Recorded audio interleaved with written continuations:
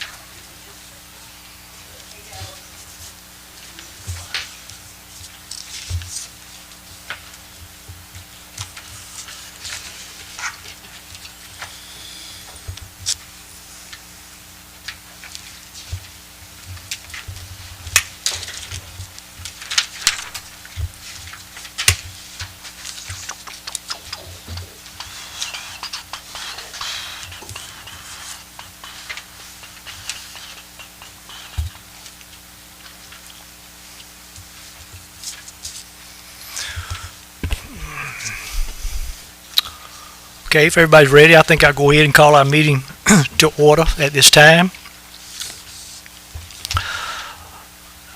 As our normal procedure, I will offer an invocation, if you'd like to bow your head.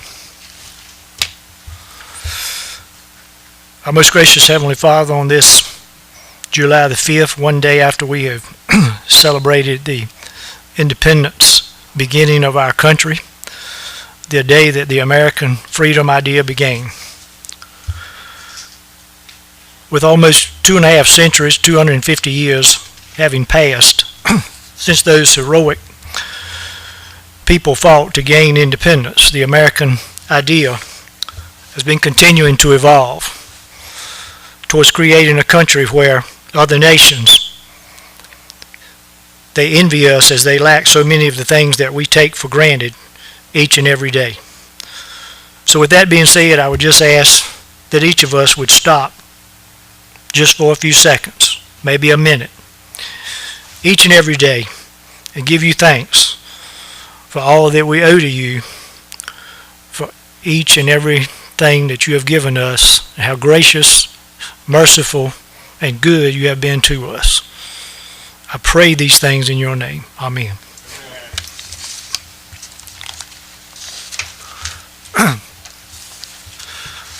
Before I move on to item 2, and ask for an adoption of the business agenda tonight,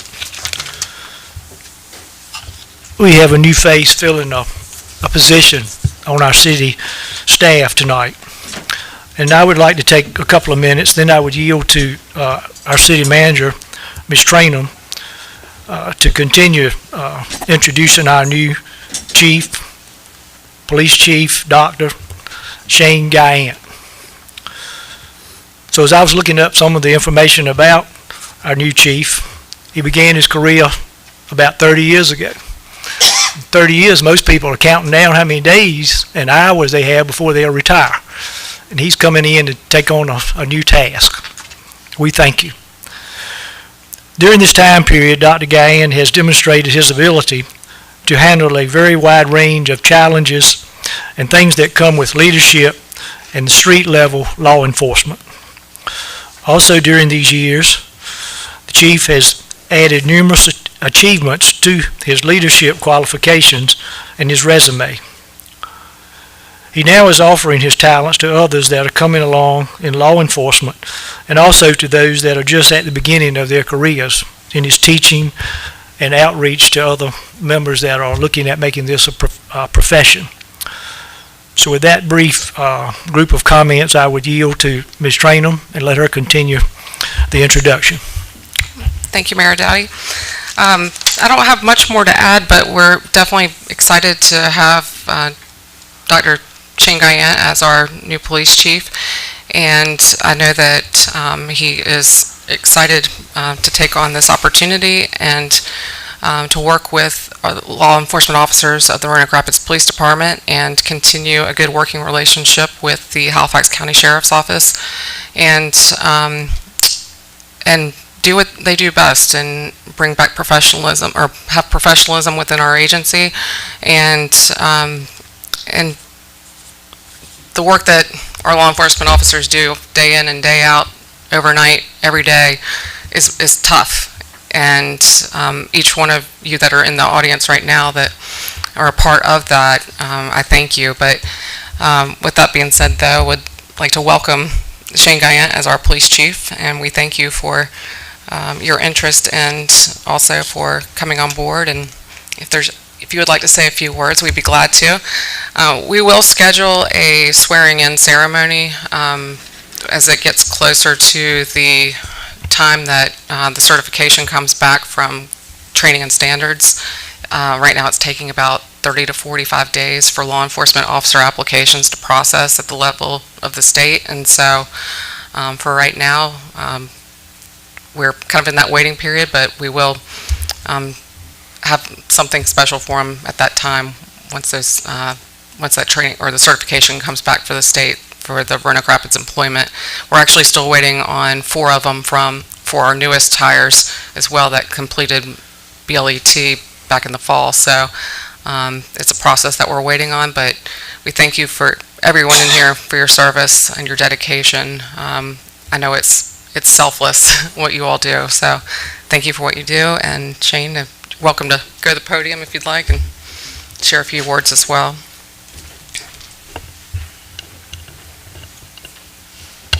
Well, good evening.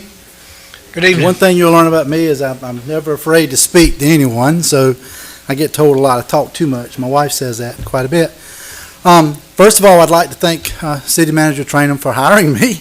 I appreciate that a lot. It was a very competitive process. I very much enjoyed the process, and Mayor Dowdy talked about I've got 30 years into this job. I'm not going anywhere. I still got a lot left in me, and I am very much willing to take on this challenge and love this challenge and cannot wait to really jump in head first. So much that my very first day we had a major crime happen. So that's how much I'm excited about getting going here. Second thing, I need to thank Interim Chief Gordon Williams. What a job he did during this interim period, and I have so much enjoyed talking to him this week. He and I have known each other off and on a little bit since I've been with the Sheriff's Office and been here. But I noticed in the last meeting you gave him a round of applause, but I'd ask you if you could please do it again because he's at the back, but he's done a fabulous job.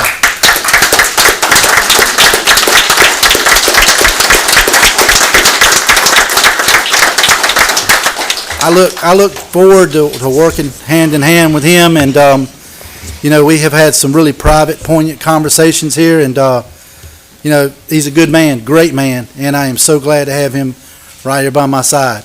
The next thing I'd like to do is thank these officers that have weathered the storm and decided to hang out, be a part of this department, be a part of this city instead of jumping to go somewhere else where they could have, had probably less of a stressful event.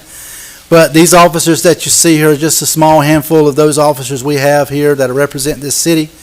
These are really great men and women. They really and truly have big hearts, and they really and truly love this city and love these people. And if we can, also give them a big round of applause too.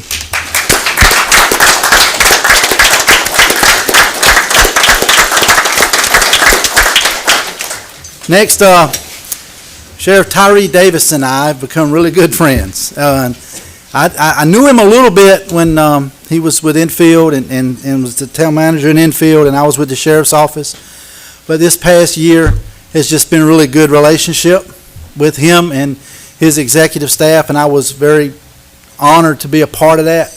And the relationship that we have with the Sheriff's Office and the Police Department is probably going to be stronger than ever. And I'm going to tell you, that's a great feeling to know that we've got brothers in green that have got our backs, So, we desperately, I thank all his staff. I thank his leadership. I think, I've got great friends over there, Neil Aycock, Scott Hall, Roy Rooks, Ansel Harris, Robert Smith. These are great friends of mine. They're great people, and I'm so glad that we've got that relationship with them. The city is going to be so better off because of that relationship, and I'll tell you, I'm so happy about that. So one of the things that about me is I'm a godly person, and I do believe God's plan actually came to fruition for me, and put me into this position. Unfortunately, position came available, and fortunately for me, I was able to attain that position. And I live my life with high integrity. I live my life with caring about my people that work with me hand in hand. And I told my staff, and I've met with them individually, is that there's no me or I, it's us and we. And that's what you're going to hear a lot out of me, is us and we. I kind of gave them my expectations, and my expectations for the most part boil down to our core values. And they represent a word called SHIELD, S-H-I-E-L-D. And that represents what we wear on our chest. And it's, you go back to the Greeks and the Romans, you know, that shield protected people. And that's what it does for you and I, is it protects us. That S stands for service. When we start law enforcement, we learn the code of ethics for law enforcement, and it begins, my fundamental duty, key word fundamental, is to serve my community.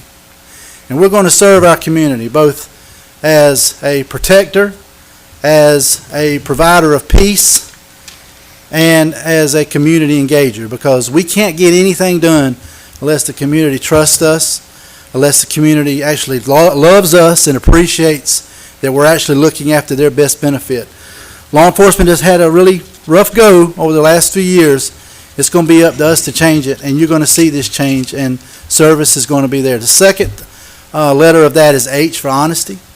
We're going to be telling the truth. You can't do this job without being honest, and I've told my staff, be honest with me, and we'll be honest with you.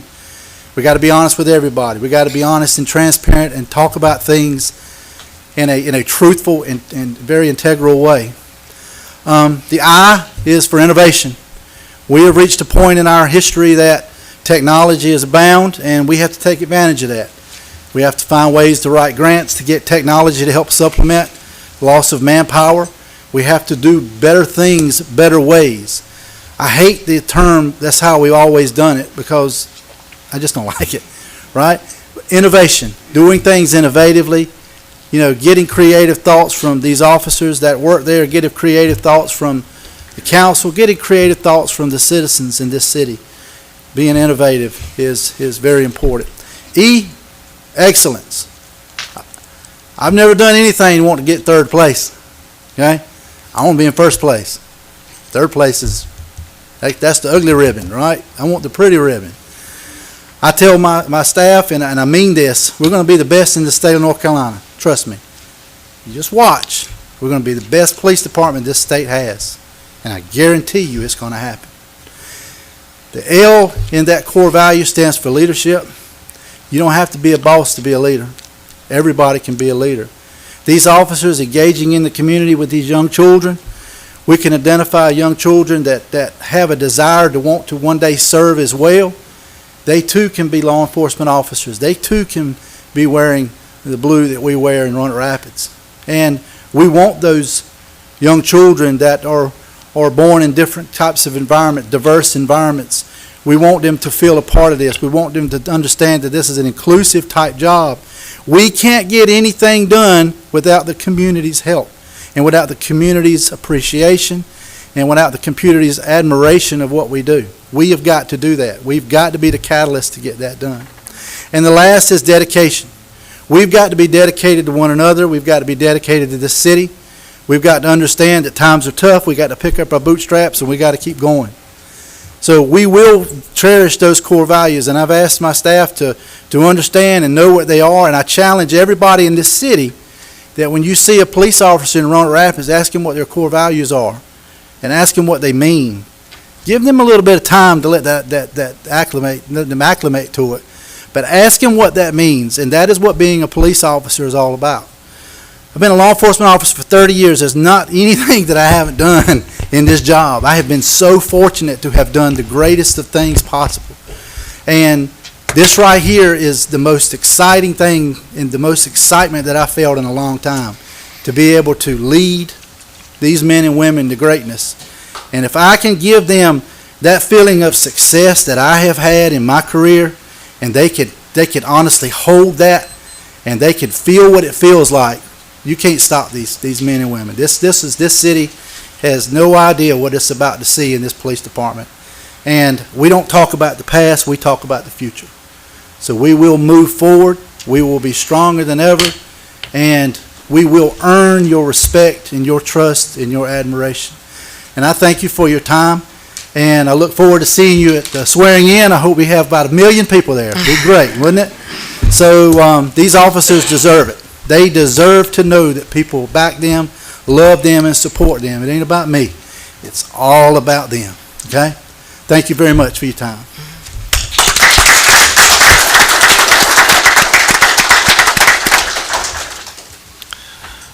I'd also like to make another reiteration about what the chief said to Sheriff Davis and your staff. Thank you all for coming this evening and supporting him. I do also look forward to a very strong, tight-knit working relationship between you all and our city. So as stretched as we are with resources and manpower and everything, the more we can work together, the better off we'll be about keeping our community safe. So thank you all very much. Okay. At this time, I'd like to call for a motion to adopt the business agenda as it is presented. Mayor, I would like to make a motion to adopt the business agenda as presented. Okay, we have a motion by Mayor Pro Tem Farabee. Is there a second to his motion? Second. Have a second by Councilman Smith. Is there any more discussion on the matter? If there is none, all in favor signify by saying aye. Aye. And all opposed, no. The agenda would be approved as it is presented to you. Next item is public comment. We have two individuals that signed up tonight. Mr. Gorleski, would you like to come to the podium and just state your name and where you live, if you will, and be glad to hear from you. Mayor, members of the board, thank you for this opportunity. I was going to speak at the last meeting, but I wasn't able to make it. This is mic on. Thank you for the opportunity to speak. My name's John. I live on Three Bridges Road. I'm retired with almost 30 years combat vet. My wife is Dr. Puddin, who most of y'all probably know, who was born and raised here. I've also been working for Public Works for 2 years now. I have some comments and questions in reference to things said and not said at the last meeting, which was the one before the last one. What is a reasonable, fair starting wage for a technically proficient individual? I kept hearing someone keep throwing out 30,000. That's laughable. Factual scenario. Person retires after 20 years working at Public Works. Last few years employment, they got $1 a raise an hour, 2 different times. Those raises didn't effectively alter his final retired pay. I also kept hearing about all these benefits and things we get every year. When's the last time you used your benefits while shopping at Walmart or paying out the ass for fuel in this town? Only this town do we pay so much for fuel.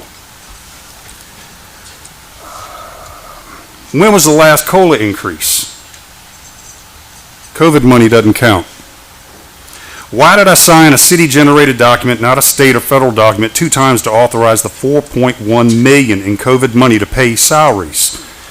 I mean, come on, guys. The budget was already passed. That money was there. Where did it go? Here's my all-time favorite. I kept hearing equity pay. Does not, will not ever exist in this environment. Fact. You can take that to the bank. There are only 2 places in this continental United States where equity pay exists. 1, that's a GS government contract job. 2, that's the military, where I did almost 30 years. In the military, an E1 tank mechanic makes the same pay as an E1 cook. That's equity pay. Doesn't matter what branch, doesn't matter how high they go. Same rank, same pay, doesn't matter what the job is. Let me give you a bonus instead. That will make you feel good. I know everyone wants a bonus. Obviously, you didn't read the survey. A bonus is an attaboy. It, by definition alone, is not a raise. Bonuses aren't guaranteed. A raise is until I die, retire, or quit. Out of 100 counties in North Carolina, Roanoke Rapids ranks 3rd poorest. Population decrease is nothing new. The data has always been there.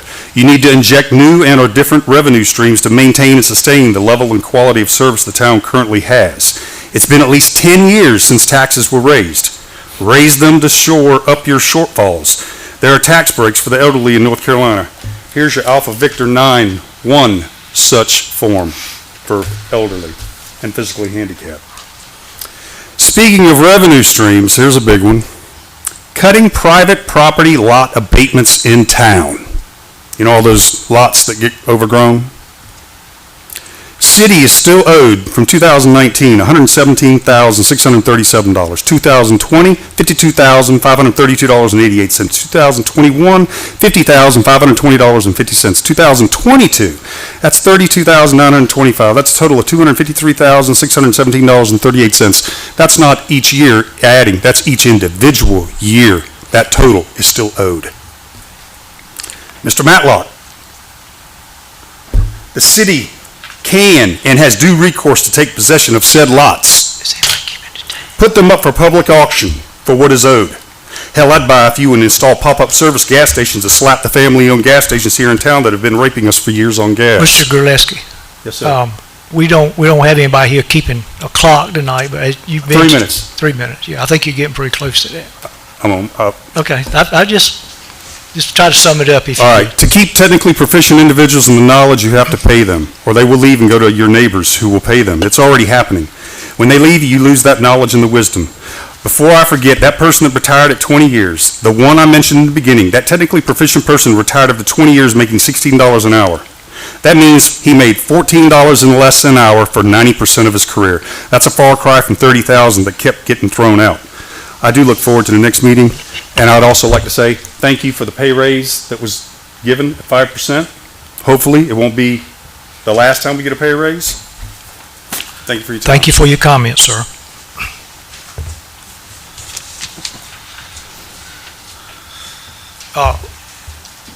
Mr. Bill, William White had also signed up, and I know that he's here having maybe some input when Attorney Davis speaks to us about the theater issue. Ms. White, would you want to yield until that comes up, or would you like to speak now? Okay, we'll do that then. All right.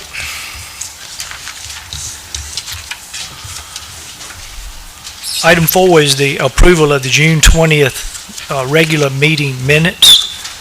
After you've had a chance to review them, somebody make a motion to approve or amend.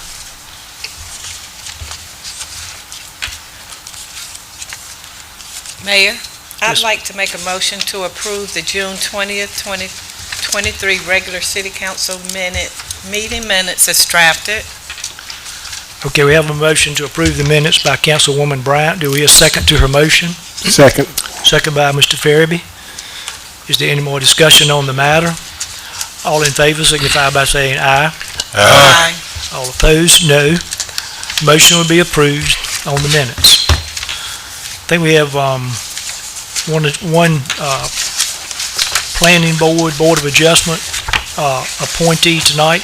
Call on the clerk to update us on that. Ms. Story? Good evening, Mayor, Council, and citizens.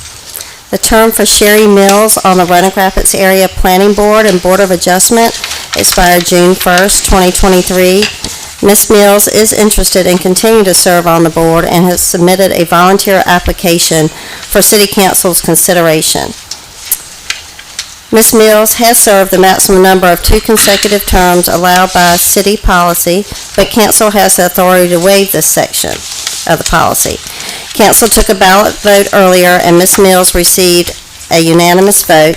Therefore, I respectfully request City Council consider a motion to waive the city policy and reappoint Sherry Mills to the Roanoke Rapids Area Planning Board and Board of Adjustment.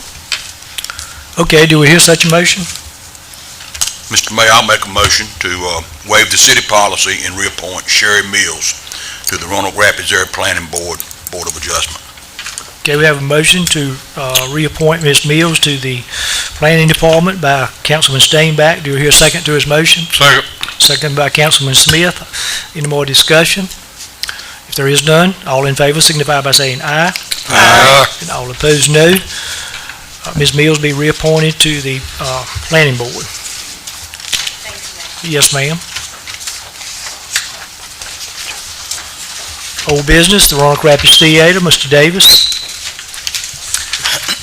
So,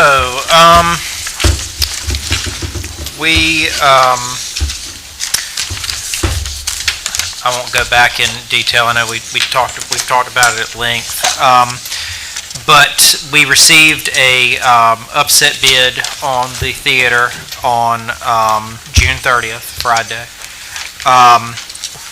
And the new bid is $2 million.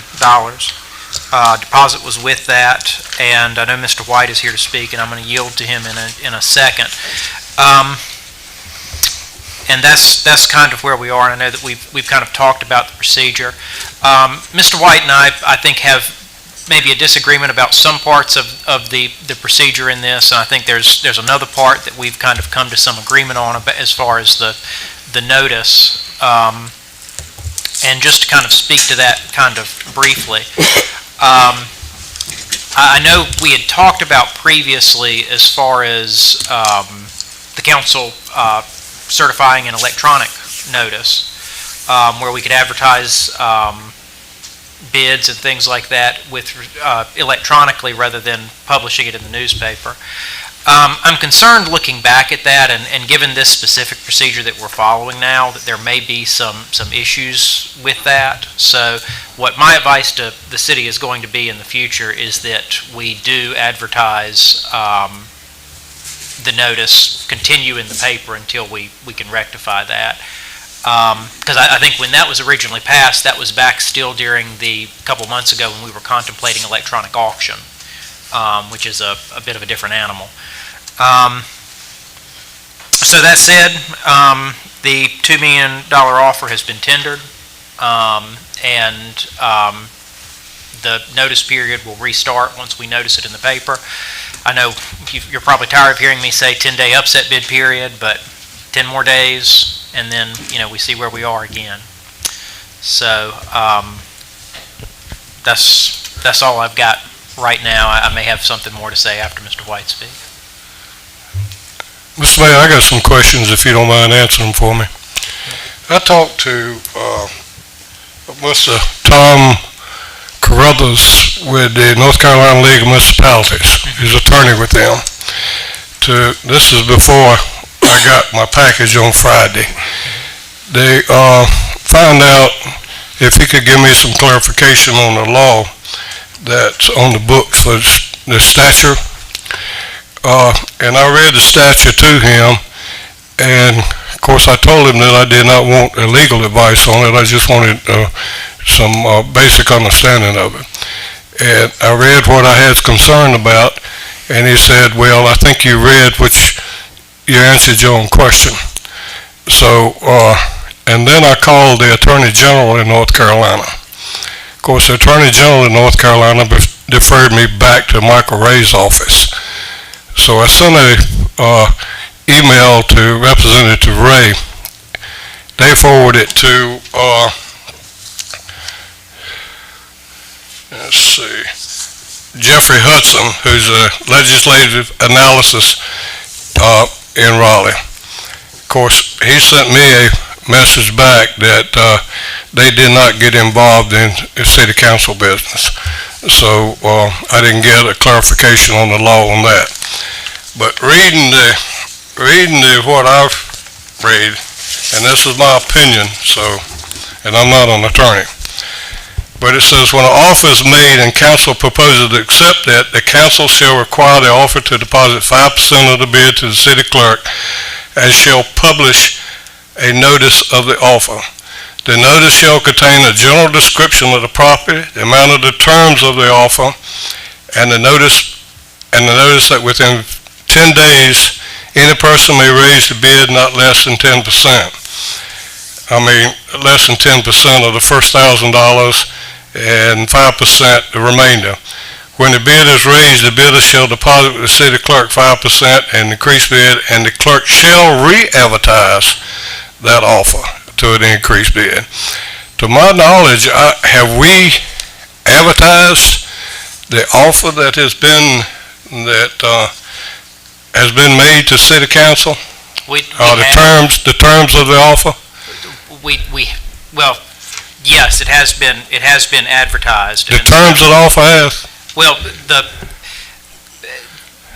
the terms that were accepted, we haven't really accepted anything formally. What we've done is the public notice. And so what that says is the upset bid offer, or the offer that's been submitted, and the description of the property and those different aspects. Okay, my question to you then is, from what I can gather so far with what little bit that I've gone through trying to find out about this, is that the terms of the offer means just about as much as the money, because the terms of the offer as well as the dollar amount, the terms have to be met, and the upset bid has to be better. Am I misunderstanding this stuff? Or? But there's not an opportunity to meet the terms yet. All that council has done is provisionally accepted an offer. And I realize that both parties that have been bidding back and forth have submitted terms, but at the end of the day, under the statute, you get a new upset bid that meets the qualifications of the different dollar amounts. That's going to upset the bid. You're going to start a new notice period. Now, at the end of all this, whatever that final bid is going to come before City Council, and if the offeror has some terms in there that council doesn't like, you can reject all bids and rewind the clock. But I don't see how council can reject an offer that has a higher, that meets the monetary amounts in here, based on some attached terms that haven't been accepted yet, and not be basically begging for a lawsuit from whichever party doesn't get their higher bid accepted. There is some case law out there that says the real function of this is to make sure the city gets the most money for its property. And so certainly a bidding war or, upset bids kind of coming in are what, from the city's perspective, we want, because we want that number as high as possible. And if at the end of the day, whatever finally comes out of that, when somebody finally stops bidding, and we go through the 10-day period, no new bids are received, and that becomes before City Council, if City Council doesn't agree to that, you can reject all bids. But and like I say, and there will be a new resolution that follows on that. And in that resolution, the City Council can set some terminology in there about the different aspects. You can't change the amount, obviously, but it's a fraught process, and it's one of the reasons, and I know I said it last time, and maybe I shouldn't have been so blunt with it, that this is a really kind of, the way that this process is described in the statute doesn't provide very much clarity on some different aspects, and it's usually not a problem when you're not dealing with a property that has this kind of fraught history to it. So I don't know if that kind of answered your question, but. Well, it does, but I'm just in, under the opinion after I have talked to, the people in Raleigh and different places like that terms of the offer means, so what you're telling me then, under the resolution that we adopt, we can put the terms of the offer in that resolution. And they have to meet that... within reason. And so, for instance, and I'm just going to give you a for instance here.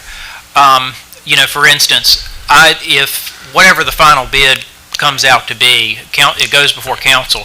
Council could, in my opinion, could put in its resolution and say a real estate contract needs to be negotiated within 30 days.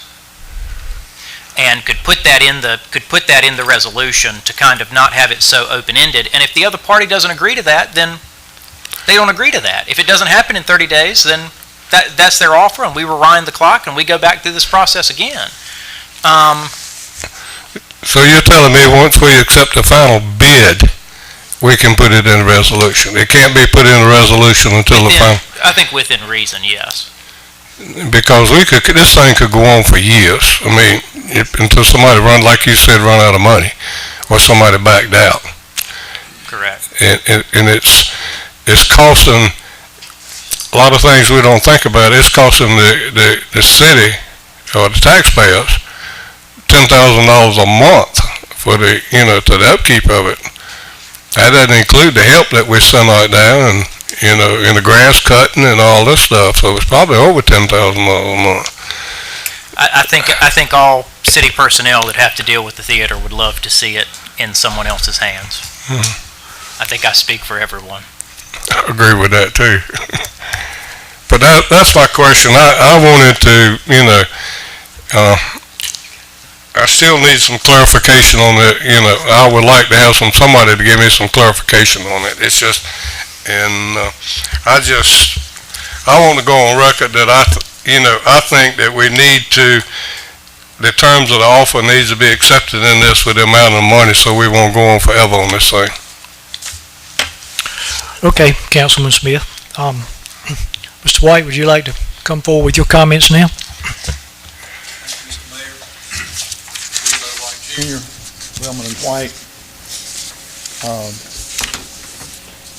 Madam Councilwoman and gentlemen. Next month, I'll have been doing this 49 years. All but 6 in Raleigh have been handled right here in Roanoke Rapids. And I appreciate what City Attorney says. I appreciate what Mr. Smith's questions are.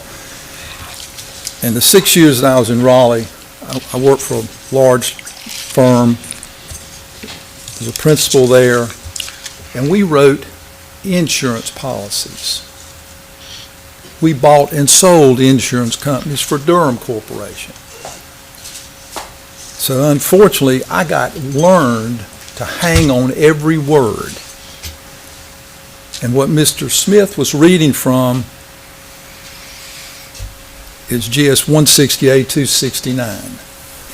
And it reads in part, when an offer is made, the council proposes to accept it. And the council proposed to accept it. Okay? That, I think, is what you're trying to do tonight. You have an increased bid and you're proposing to accept it. Then it says the council shall require a deposit of the bid and shall publish notice. Okay? Notice shall contain general description of the property, the amount and terms of the offer. And then how do you go about the upset bid? 5% plus $50. That's what 10% of the first 1,000 and 5% thereafter. That was the way we learned to do it quickly. When a bid is raised, the deposit with the clerk shall deposit 5% of the increased bid.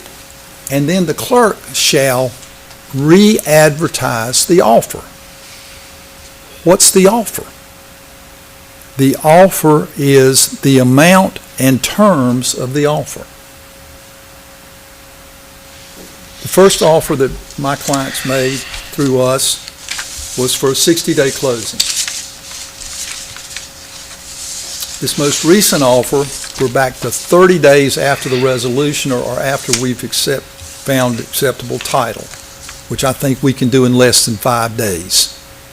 Because any title aspects that came up should have been, through Bank of America, should have been resolved when it was sold the first time.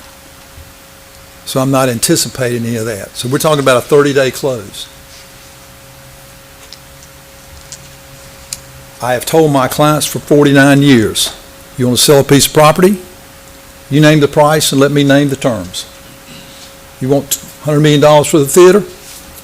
I'll buy it. I'll pay you $100 a month. You got your price, I got the terms. I'm happy, you are not happy. So I think the terms are important. And I think by resolution, when ours was adopted with a 60-day close, not only did the price have to be increased, but I would offer that the terms had to be more favorable to the city. we have come back now with terms that are more favorable to the city. And I think if the resolution passes that way, and if we're the last and highest bid, you hold our feet to the fire, we close within 30 days, or whenever title is straight, or we forfeit our deposit. I mean, to me, that's what this statute reads. It is amount and terms. You re-advertise the offer, which would be the terms, at the increased bid. You're not taking it out. You're not advertising the increased bid, you're advertising from the statute, re-advertise the offer at the increased bid. Everybody can look at something any way you want to, but I would offer that's the only way this statute can be interpreted. Or as Mr. Smith and Mr. Davis exchanged, going back and forth, yes, you could go on forever on this kind of thing. There's got to be some finality to it. This puts the finality to it there. If the terms are there and the bid keeps going up with the same terms, fine. More power to whoever the final bidder is. But I think that's where I would propose the city should think about including in your resolution and including that in the way it is noticed. And I agree with Mr. Davis. I think state law says any kind of publication for this, I don't think the statute's been changed for electronic. I think it has to be in the newspaper. That's a defined term. Yes, sir. Under the statute and the offer that we are looking at accepting tonight, if we accept that offer. You are proposing to accept it.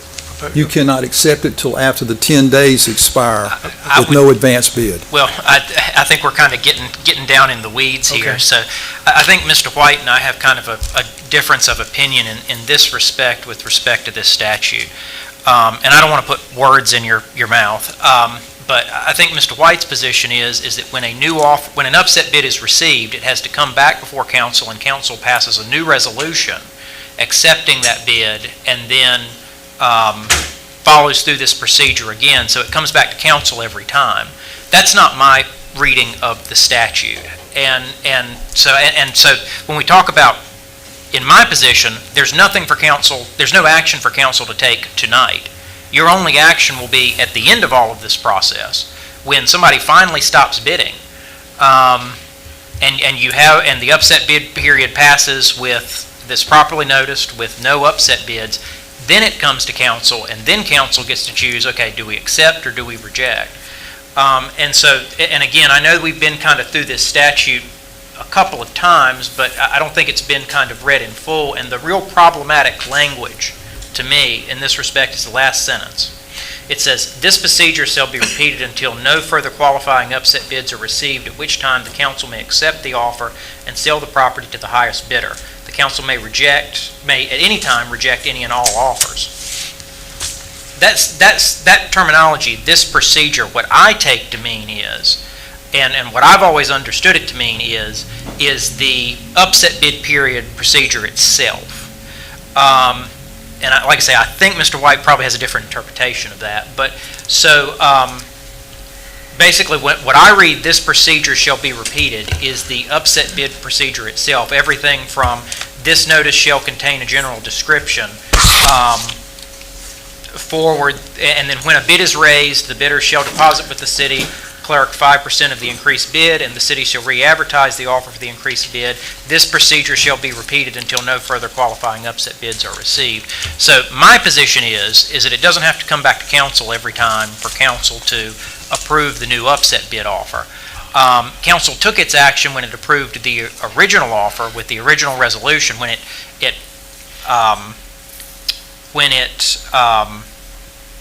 proposed to accept the original offer.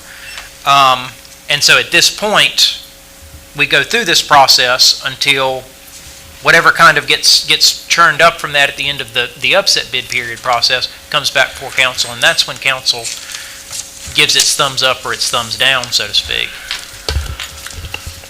Comment? Well, all I really wanted to know was if we get to that point, no more bids, don't go through it again with me.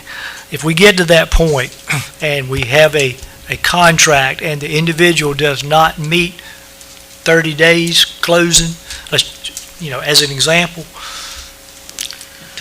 what my question, I want to ask it to you, does the statute say that they forfeit that deposit, or is that just Mr. White saying he can put that in his offer? Not statutorily, that doesn't Okay, happen. but if they're willing to put it in there, it's part of it, right?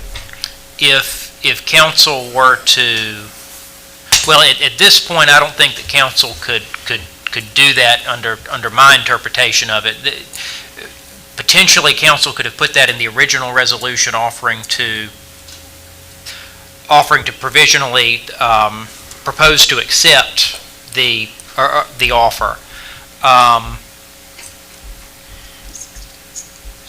And so council could have done it in that respect in its resolution and spelled that out. But since that was not in that resolution, I think I don't think we're in a period where we can go and do another resolution kind of here in the middle. I don't Okay. think that's correct under my reading of the Okay, procedure. so that sounds like a no.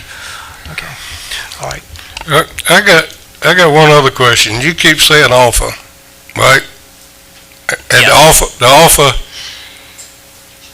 but what I'm reading, and I'm trying to get it clear in my mind, but what I'm reading, the offer is the amount and terms of an offer. So even down, when we go back down, the council may accept the offer and sell to the highest bidder. The offer refers back to the terms of the offer, the amount and terms of the offer. Now, this is the way I'm of course, and that's my opinion.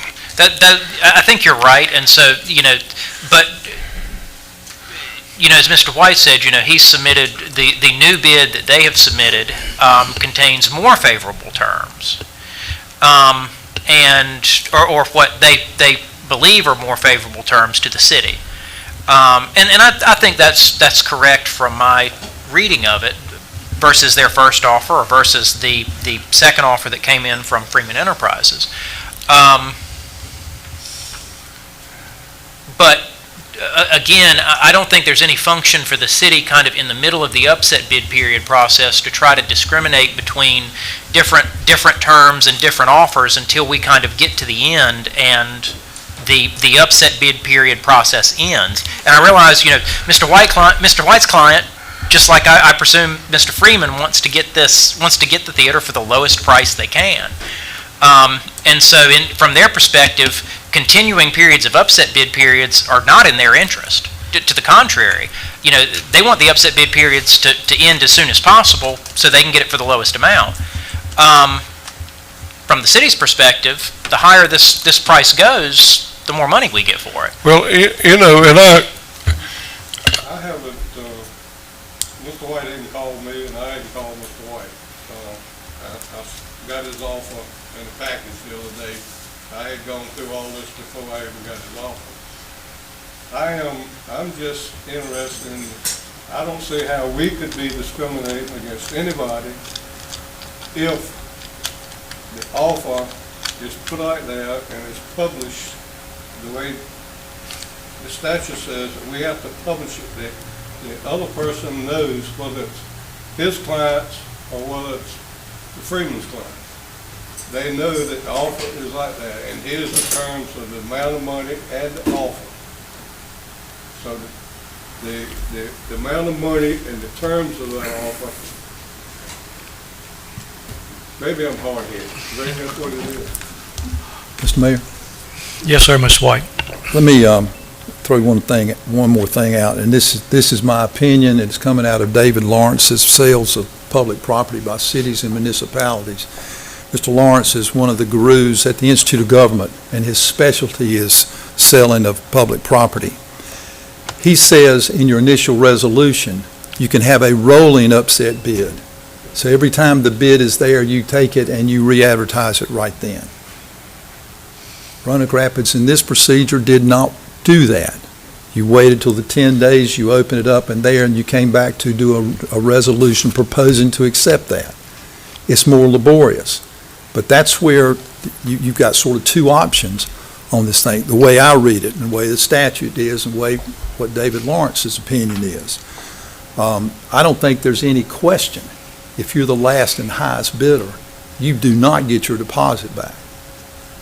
I mean, I think that's going to, you'll find that replete through any kind of judicial sales kind of operation all the way around. Now, this statute doesn't address that, but it's still part of public sales.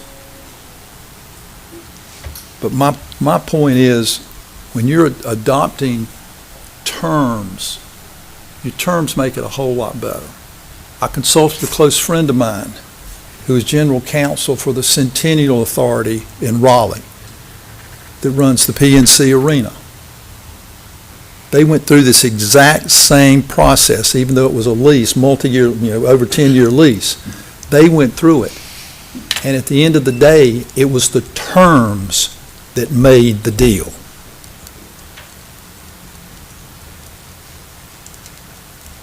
And Clyde's opinion is that's where you cannot separate the terms and the price. You've got to have them all there. So that's a lot of back and forth, and I know that council, there's some disagreement here. I think to kind of make it, to kind of reduce it down to what council's options are, okay, at this stage. I think one, council can stay the course and we continue with where we are.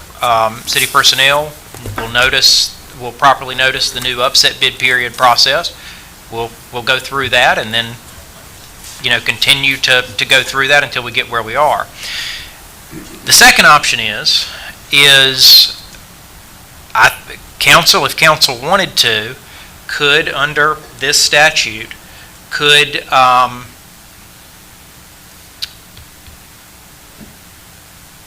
reject all offers at this time, okay?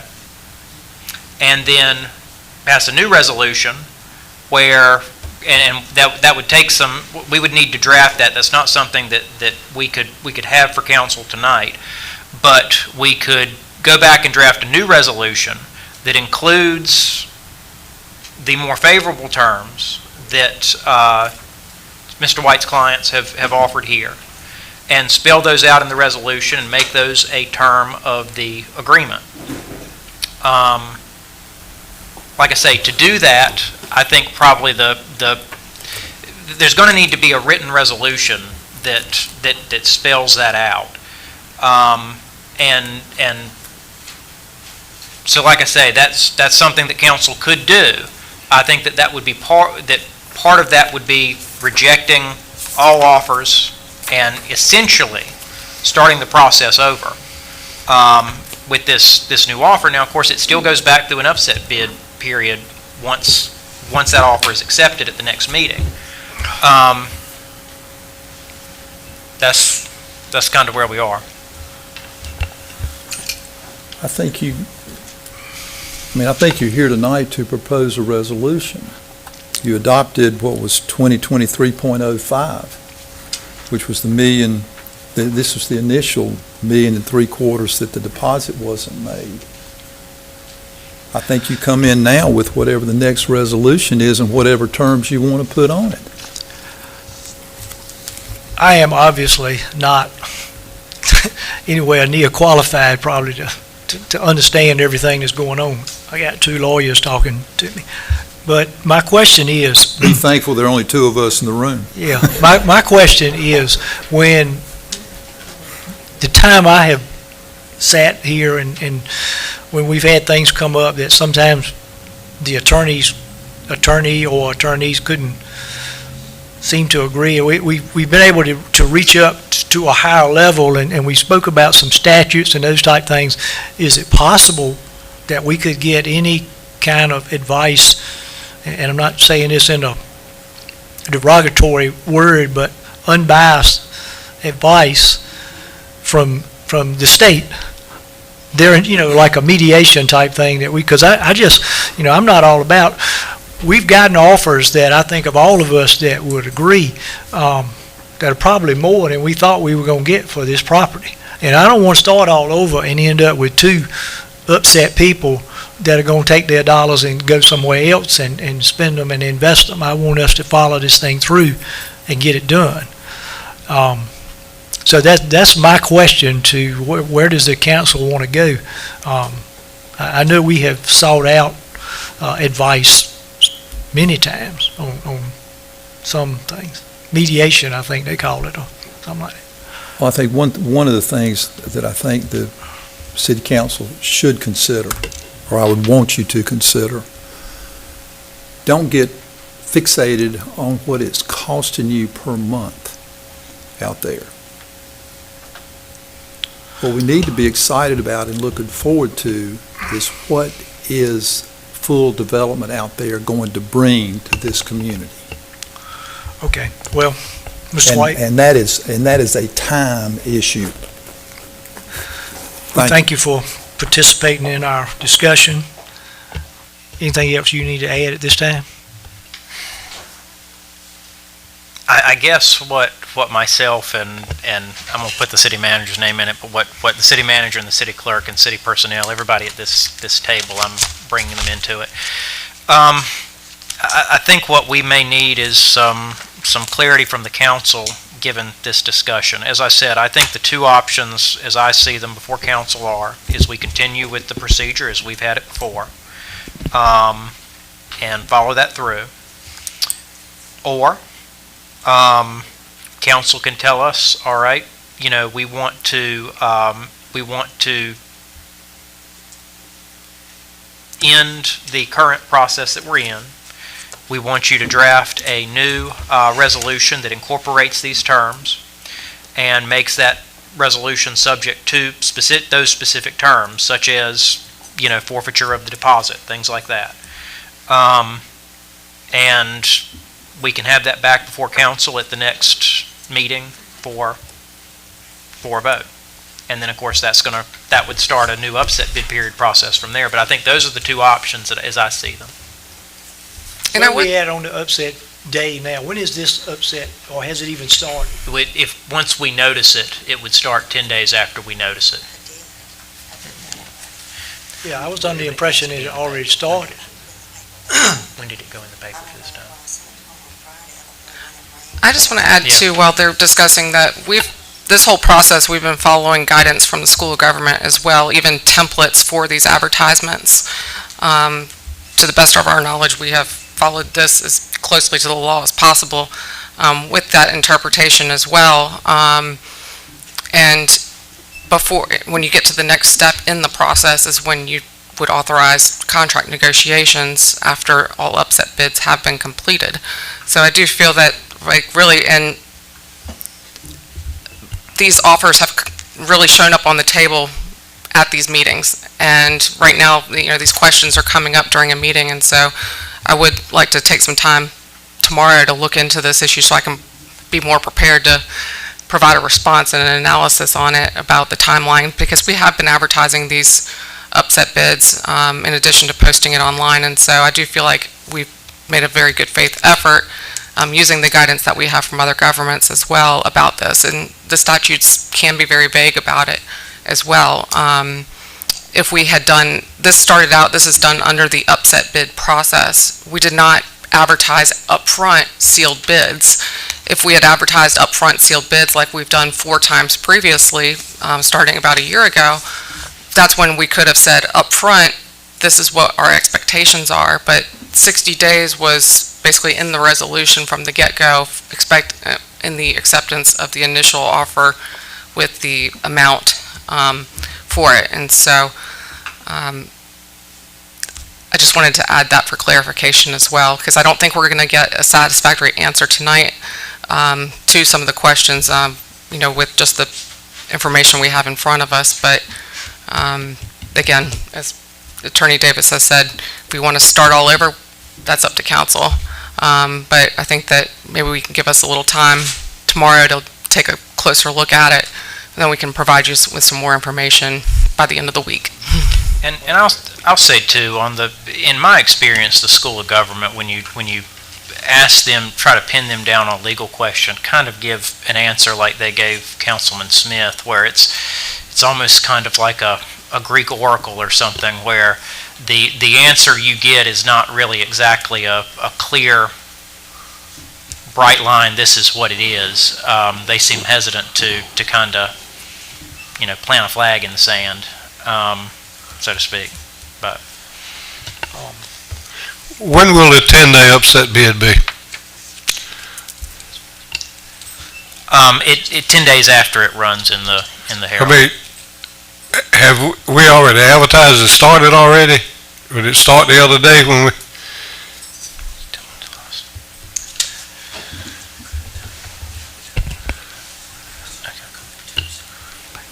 Okay. We're not sure if it ran in Tuesday's edition, but it would be somewhere Let me ask a question. relatively soon after that. Did you say, Ms. Trainum, that you thought you could get us something back in a week about how to get going on this process? Because this is not good. I'd like to have something back to you by the end of the day tomorrow, Okay, pending my my schedule, question but by the end is, of the week. instead of having to wait until another council meeting, and I know the statutes are pretty limited as what you can do in special meetings, but can we have a special meeting to try to get this process moving along quicker? And I mean, I'm just asking. Do we have a resolution for the offer? Has a resolution been drawn up for the offer to spend the $2 million offer been made? No, because in my opinion, we don't need one during the upset bid period process. And even if you guys reject all offers and then do a new one accepting this new offer, then it's still going to restart an upset bid period process. When will a new resolution be drawn up? After no more bids are received, no more upset bids are received, then we bring it back to council, and the resolution is intended to, it's kind of step 2 in the process. The resolution would be intended to direct the city attorney and the city manager into contract negotiations for the close of the real estate. Well, it was my impression that we were going to make a decision on a resolution tonight for this. No. Tonight was just an update on the process. I have a question, if I may. My question is, at the end of the day, council has a duty or a right to reject all bids or accept the bids. Is that correct? A duty to accept the highest bid or to or reject all bids. Okay. And I think it gets fraught if council were to try to accept a lower bid. Right. Understand. That's where things get real problematic. Right. I can see that. So my thought process is that it's going as it is. So I would like to continue the way it's going. That would be my process. Now, if we want to look at accepting what has been proposed, a part of the proposal is the terms that was given. Now, the next bidder would do the same. At the end of the day, we got a right to say yes or no on any of those terms. So as long as the highest bidder in there, the terms could be whatever they are. We still have a right to say yes or no. So I'd like to see us continue to go on the process that we're going on right now. I don't want to see us start all over. I don't think that would benefit anybody, to include those that are trying to receive the theater. And I do believe that we've made it very clear during the acceptance period that we were not accepting the actual terms that were written in the offer. And also, I agree that my recommendation is to let this continue on, and if we need to call a special meeting to change what we're doing right now, then we can do so. But give me 24 hours to get back with you. You need to let us know when the upset period ends. We have,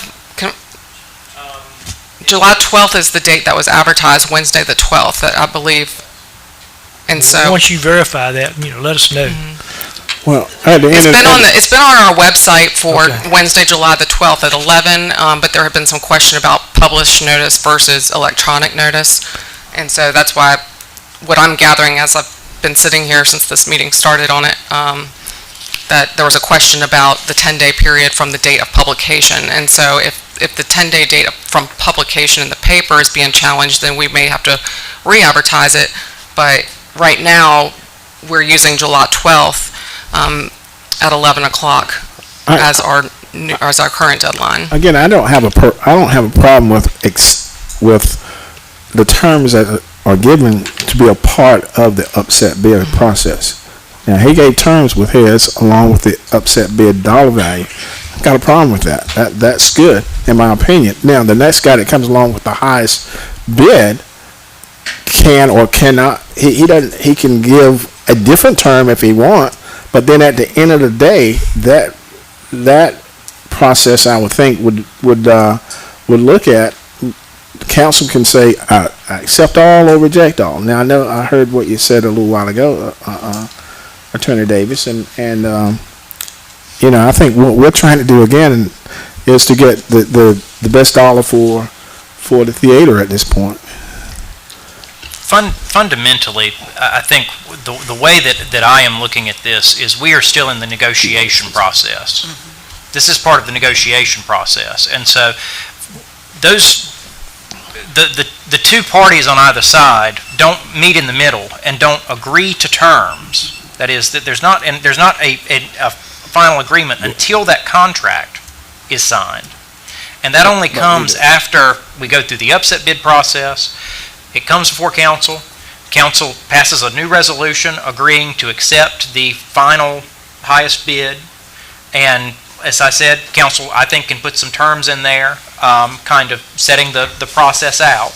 And then if that party on the other side says, well, I don't like what you've set here as far as this, then we don't have an agreement. And so then we're back at square one. And I know that's frustrating, but that's what we're doing is the kind of negotiation process that you would do in a private real estate transaction. This is all kind of playing out kind of, I guess, in a much slower fashion, in a much more ponderous fashion through this process. But I want to make sure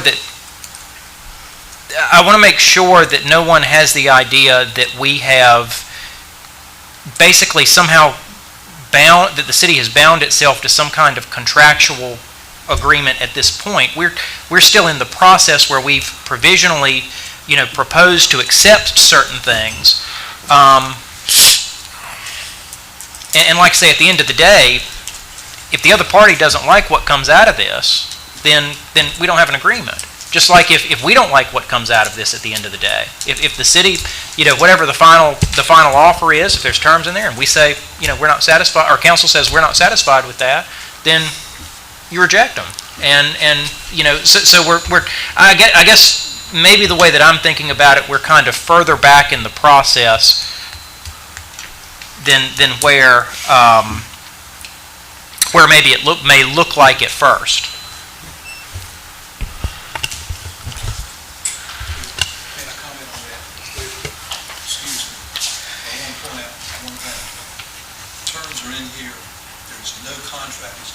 Negotiated. The title is clear. If everything's in working order, if the inventory is there that we started with, we're going to close in 30 days. Proof of funds within 5 days of the request. There is no negotiation. There is no definitive agreement. This is a definitive agreement as soon as it's put into a resolution adopted by the city council. It can't get any simpler than that. And if you go by these terms, let the bid, the offer is then sold at the increased price. That's the way the statute reads. So I think you can adopt terms at any point. And I don't think there's easy reasons to go forward. I think the best way to go forward is to take the action, whatever action you take tonight, so everybody knows which field we're playing on. Thank you. Okay, I think we're still at a I don't think we've had 10 days, so I don't know if we can accept a bid, I mean, the offer, or whatever the terminology is yet. We cannot do that until 10 days is up, correct? Yes, no? Okay. Wait a minute. All right. If we either vote or we have a consensus that after the 10 days, and I think this is where Mr. Farabee was going. How do we? Hold on just a minute. Okay. I'm speaking right now.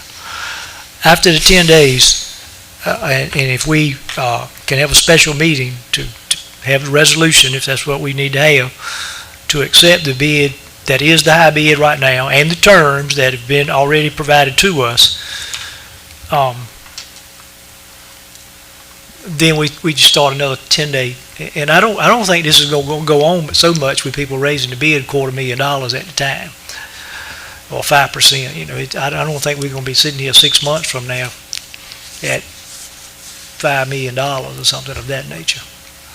But anyway, according to what my limited mind can absorb, it sounds to me like if we wait 10 days and, quote, for lack of a better word, process that bid, and we accept it, and put those terms that Mr. White has presented to us in a contract, then we have to do another 10-day period, and that seems to me fair. Well, they say we're in it, but we don't know when it's up. The only thing that restarts the 10-day period is if we get an upset bid. I understand that, yeah. And so if we don't get an upset bid period, then it would come back to That's council, right. and then council would up or down, and there's no upset bid period process after that. All right, so the next resolution that we bring to you will be the highest bid, and a resolution that would have council direct us to proceed with the real estate transactions in a sales process. So, Mr. Smith. Yeah, how do we make a resolution then? The last time that the high bidder came in for $175,000, we sat here on council and waited for a resolution to be drawn up and voted on the resolution. No, you didn't. You're thinking about the first round where the upset bid period, the deposit was not paid, and so then council rejected that agreement, and then we did a new resolution at the 1.5 from Mr. White's clients. So there hasn't been any, and they paid the deposit, and so that triggered the 10-day period. It hasn't come back to council for any votes since then. Now, we've updated council on it as we've been through this process, but there hasn't been a resolution since that. Okay. And there wouldn't be. All right. Thank you for clarifying that. No problem. Mr. Farabee? Now, I was just going back to my original thought process. Again, I personally don't have any problem with the proposal that is giving with those terms in it. I know that has to be an upset bid amount. Let's just say, for an example, let's just say that this is the highest dollar value and there is not an upset bid. Then those terms that he has given tonight, then I want us to make sure that we adhere to those terms that he has given in his proposal. Now, the next proposal that comes that may be a higher bid, if that happens, then we'll look at that as well. But with what has been given tonight, I certainly want to accept or at least consider the terms that he put in this agreement. Now, if there is an upset bid, higher dollar, then we know, we all understand we got to go to another process. However, if there is not the terms that he gave tonight, this is me personally, I wouldn't have a problem with those terms at all. But it may be, and if it is, so be it. And we wanted the highest bidder. That's part of what we're looking for. But if there's not, then I don't have a problem with those terms at all. At this point, I would like to see those as a part of that, of his, and I'm going to say proposal. If we do get another one from the next guy, then we'll look at that as well. Okay. Dollar But value if is we- the first criteria, but then we go from there. Ms. Bryant? I want to make sure I understand this. We have started the process with the intention of getting the most money that we could get, right? Right. now terms have been brought into the process. But if we get another bid that is higher than 2 million, but their terms, did we start at 60 days? We started at 60 days. So a higher bid with a 60-day term, are you saying that we would have to still take it, right? You don't have to take anything, you could reject them all. Oh, okay.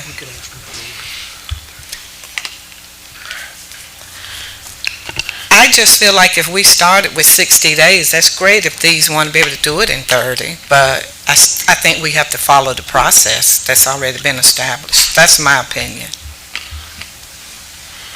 Well, Mr. Mayor, can we get some clarification on when the upset bid date is? Right now, we've noticed that it ends on July 12th, but based on some discussion today, we're going to check that, and that may move that date back a little bit. But as of right now, it would be July 12th. And why would we have to move it? Because as far as if the notice is defective, because I don't think it actually ran in the paper until Tuesday, which would have been the 4th, correct? So. Yeah, but so like I said, we'll be looking at that and let council know. Well, that's about a week before the next council meeting, Correct. so cross that when we get to it, but if a special meeting would allow us to speed up a week. I don't see how a special meeting allows you to speed it up. I think all it would do is delay it further. Because then you're gonna have a 10-day period after, if council accepts something new, rejects all the other ones, you're just gonna restart the process. Okay. Well, Mr. Mayor, I don't know whether motions are appropriate or not, but I make a motion that we hold that upset bid to the 12th. I would discourage council from doing that. I don't want there to be any question about the notice being defective. I think even if it postpones it by, let's just say for instance 7 days, I think it's worthwhile for that to be correct rather than trying to rush it up.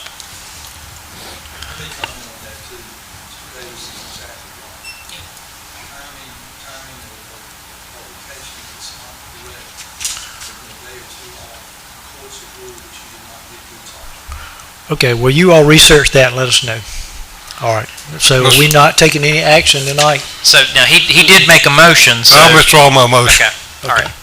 All right, let's move on and talk about something else.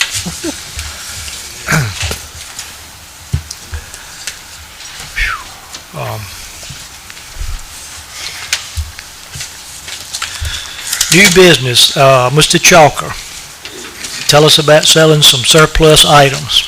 Good evening, Mayor and Council. I'm glad to come here now and do something A little more tangible and simple here. We are asking for your consideration of a resolution approving surplus items. There is an attached list, and it's resolution number 2023.11. And on this list, there's 9 police Interceptor Crown Victoria police cars, 1 1998 Toyota Corolla, and 1 2006 Chevy Tahoe. So we're asking you to consider a motion to adopt resolution number 2023.11 to officially declare the vehicles identified as surplus and authorize the sale by electronic auction, which will be on the other side of Gov Deals where we've always sold these vehicles before. I'll answer any questions you may have. Me before the meeting that had been one vehicle added to this list. Yes, sir. That's that last item, that 2006 Chevy Tahoe. It comes out of the fire department. I'm sorry. It's a 97 Yukon. We've got the wrong thing, so we're going to strike that vehicle from the list, and we'll bring it back in for the next time. All right, so just delete the last one. The last one, if you don't mind. If you can, yeah, you're just gonna go with the original in the packet. Okay. Nobody has any questions or call for a motion as is presented in your packet. Mr. Mayor, Mr. Smith? make the motion to adopt resolution number 2023.11 to officially declare the vehicles identified as surplus and authorize the sale by electronic auction. And Okay, just, motion by Mr. just for, Smith, Ms. Brown. just for clarity, Councilman Smith, are you making that motion pursuant to the printed resolution in your packet today? Right. Including the 2006? That's what I'm asking. No, he handed us that tonight. He took that off. The one that's in your packet don't have it on it. One that's in your package, that right there. Other vehicles taken off. I just want to make it clear, since there's two, What's in the package? yes, what's in the packet? Right. That's what I think, that's what city personnel are asking for at this point, Right. and so is that your motion pursuant to what's in the packet? That's what city is asking for. Right. With the 10 vehicles, not 11. Authorize the sale by electronic auction, which is in the package. Second. Okay, we have a motion, Mr. Smith, and second by Councilwoman Bryant. Is there any more discussion on the auction? If not, all in favor signify by saying aye. Aye. All opposed, no. That motion will be carried. And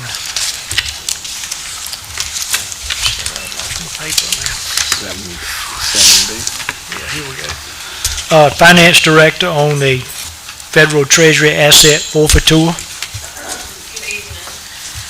The police department, received some money from a federal treasury case that was submitted in, 2021, asset ID 20 DEA 662532, in the amount of $205,850.19. So I just want to consider a motion to adopt ordinance 2023.06 in the amount of $2,850.19 for the police department's share of the federal treasury asset forfeiture. How much you say it is? How- $205,000. Right, I didn't quite understand. Okay. Anybody have any questions of the Finance Director? Before I call for a motion, I'd just like to say, I was expressing my appreciation to the entire police department, but Officer Worrell is here tonight in the audience, and I know that in speaking with the city manager today, she told me that she was involved in those, in that case, and responsible somewhat for us getting that money with her and her comrades, so we thank you for that very much. Mr. Mayor, I'll just add, Curtis Batchelor is here tonight as well, I'm sorry, and among others Mr. as well. Batchelor, your name also, thank you.